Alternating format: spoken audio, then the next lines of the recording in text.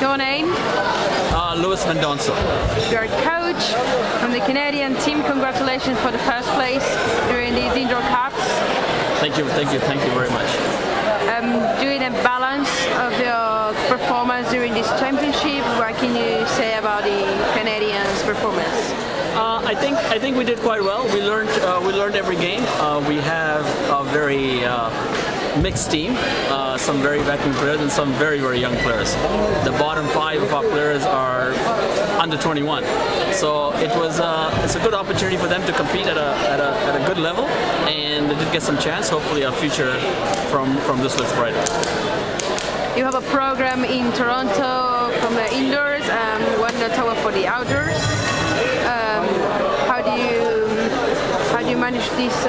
How do you manage indoor programs, and what means for Canada having these programs for the international events? Yeah, very difficult. It's a 5-hour plane ride from Vancouver to Toronto.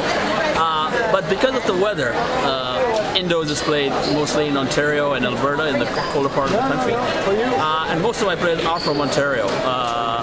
The outdoor program, with our two head coaches right now of the outdoor program, are very supportive of the indoor program, and they do also play for a couple of months of the year in Vancouver. So hopefully we put our heads together, and there is a plan moving forward for indoor and outdoor in the country. Going just straight to the match today, there's a classic between Canada and the US. How did you feel about this match for the finals? Yeah, it's very good. I mean, US and Canada are very close in the indoor program.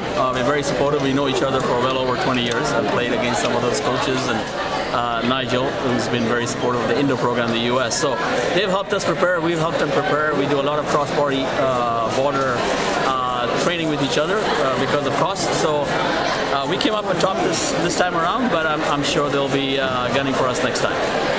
Well, it's a World Cup coming up, so I imagine you will have a busy agenda from now to the World Cup.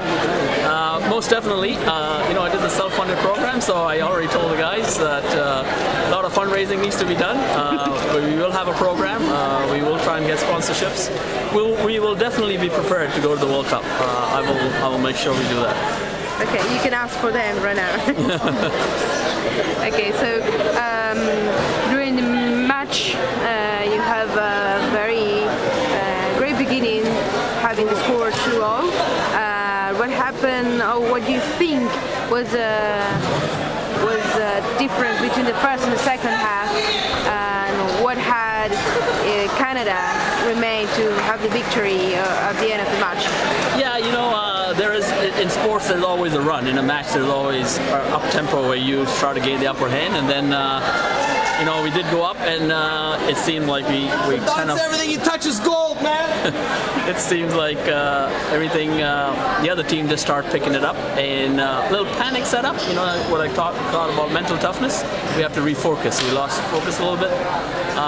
We also lost a very key player, Scott Sanderson, to a slight injury, and he couldn't continue. So, but the bench stood up. So it was big roles for players that normally don't play the big roles. So that was a swing, but we weathered the storm and we came through.